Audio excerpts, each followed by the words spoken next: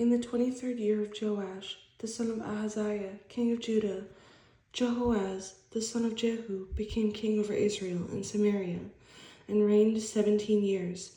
And he did evil in the sight of the Lord, and followed the sins of Jeroboam, the son of Nebat, who had made Israel sin. He did not depart from them. Then the anger of the Lord was aroused against Israel, and he delivered them into the hand of Hazael, king of Syria, and into the hand of Ben-Hadad, the son of Hazael, all their days. So Jehoahaz pleaded with the Lord, and the Lord listened to him, for he saw the oppression of Israel, because the king of Syria oppressed them. Then the Lord gave Israel a deliverer, so that they escaped from under the hand of the Syrians, and the children of Israel dwelt in their tents as before. Nevertheless, they did not depart from the sins of the house of Jeroboam, who had made Israel sin, but walked in them, and the wooden image also remained in Samaria. For he left of the army of Jehoahaz only 50 horsemen, 10 chariots, and 10,000 foot soldiers, for the king of Syria had destroyed them and made them like the dust at threshing. Now the rest of the acts of Jehoahaz, all that he did, and all his might, are they not written in the book of the Chronicles of the kings of Israel? So Jehoahaz rested with his fathers, and they buried him in Samaria. Then Joash, his son, reigned in his place. In the 37th year of Joash, king of Judah, Jehoash, the son of Jehoahaz, became king over Israel in Samaria, and reigned 16 years. And he did evil in the sight of the Lord. He did not depart from the sins of Jeroboam, the son of Nebat, who made Israel sin, but walked in them.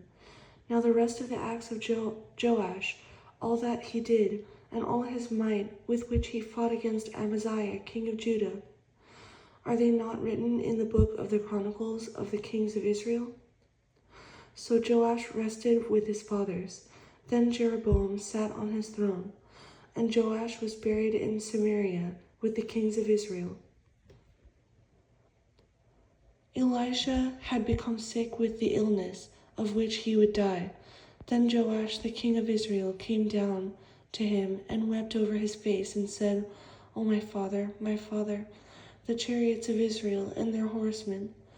And Elisha said to him, "Take a bow and some arrows." So he took himself a bow and some arrows. Then he said to the king of Israel, "Put your hand on the bow." So he put his hand on it, and Elisha put his hands on the king's hands. And he said, "Open the east window." And he opened it. Then Elisha said, "Shoot." And he shot. And he said, "The arrow of the Lord's deliverance, and the arrow of deliverance from Syria. For you must strike the Syrians at Aphek till you have destroyed them." Then he said, "Take the arrows." So he took them.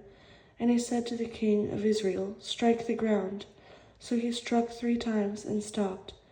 And the man of God was angry with him and said, "You should have struck 5 or 6 times.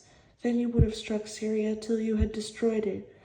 But now you will strike Syria only 3 times. Then Elisha died, and they buried him. And the raiding bands from Moab invaded the land in the spring of the year. So it was, as they were burying a man, that suddenly they spied a band of raiders, and they put the man in the tomb of Elisha. And when the man was let down and touched the bones of Elisha, he revived and stood on his feet. And Hazael, king of Syria, oppressed Israel all the days of Jehoahaz. But the Lord was gracious to them, had compassion on them, and regarded them, because of his covenant with Abraham, Isaac, and Jacob, and would not yet destroy them or cast them from his presence. Now Hazael, king of Syria, died.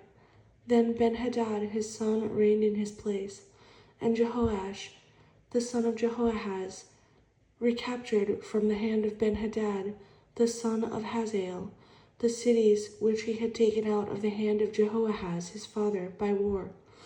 3 times Joash, defeated him, and recaptured the cities of Israel.